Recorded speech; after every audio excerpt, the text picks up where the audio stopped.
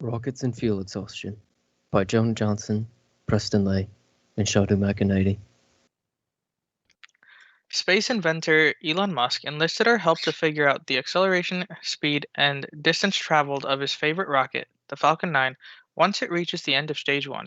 He needs this by the end of the presentation or he will cry. He doesn't need the drag on the rocket calculated at this time. We want to figure out the acceleration, distance, and velocity of the Falcon 9 rocket when it reaches the end of the first stage. We shall assume that the wind/air resistance is negligible. Earth is not spinning for the duration of the trip. The rocket is treated as a particle. Rocket thrust is constant, and gravity is a part of our system. Our related concepts are mass/flow rate, projectile motion, linear momentum, gravity, and Newton's second law.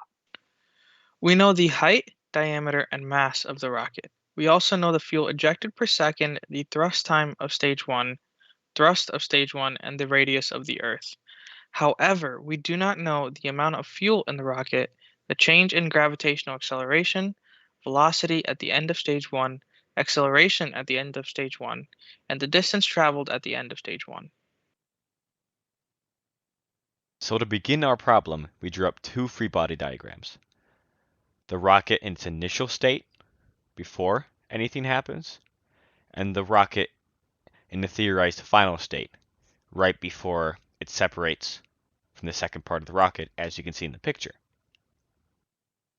In the initial diagram, we got gravity acting against the ground's normal force, so that's an equilibrium. While in the final diagram, we've got thrust and gravity moving against each other, with velocity and acceleration going upwards, obviously, but thrust will be bigger than gravity. So now we have to define our variables.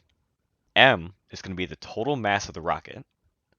M dot is going to be the mass of the rocket exhaust that is exiting the rocket at a given time, which is basically the fuel leaving at a given time, which is also the mass flow rate. V for the velocity of the rocket. A for the acceleration of the rocket. VEXH, or velocity of the exhaust exiting the rocket. T is the thrust. And we can use linear momentum logic and equations with this because the momentum given to the rocket's exhaust gases is equal to the momentum of the rocket in the opposite direction. The result of this is thrust and its corresponding equation. RE is the mean radius of the Earth. And finally, D, which equals H, which is the distance from the surface. So now we have these 7 main equations that we are going to be using to figure everything out. So the first equation is the velocity equation. This equation comes from the expectation that total momentum of the system remains constant. And then we have the acceleration of gravity at a given altitude above sea level, which is how we're going to calculate the time-dependent gravity, the thrust equation of the rocket, and then we have our sum of the forces in the y direction equation, which is really thrust minus mass times gravity is equal to mass times acceleration.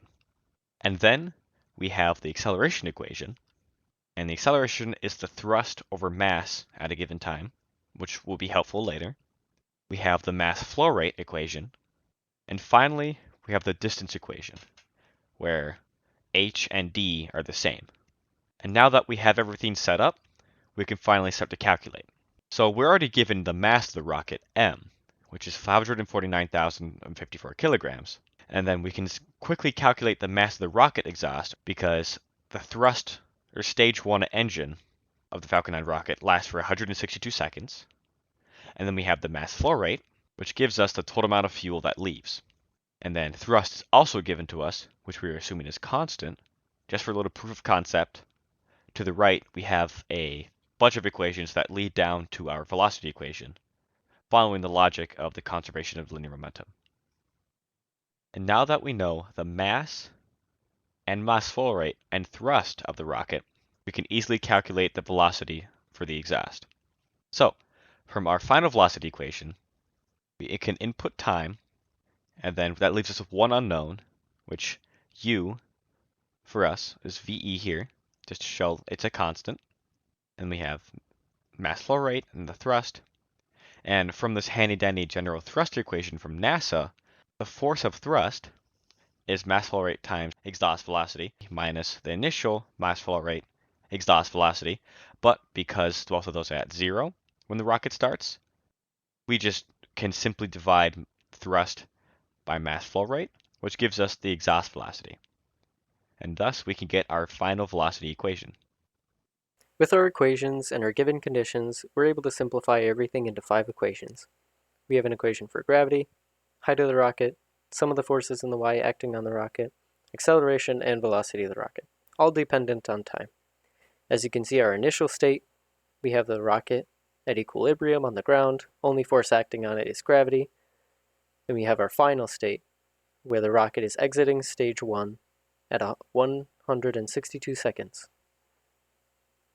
Here's a brief overview of our simulation, showing that we can determine all of those variables at any given time. With that information, that brings us to our conclusion. We have the distance of the rocket, the acceleration of the rocket, and velocity of the rocket at time 162 seconds. The distance is 479.58 kilometers, the acceleration is 3.958 kilometers per second squared, and the velocity is 2.96 kilometers per second. The last topic we wanted to talk about was whether our scenario was realistic or not. And in essence, it can't be.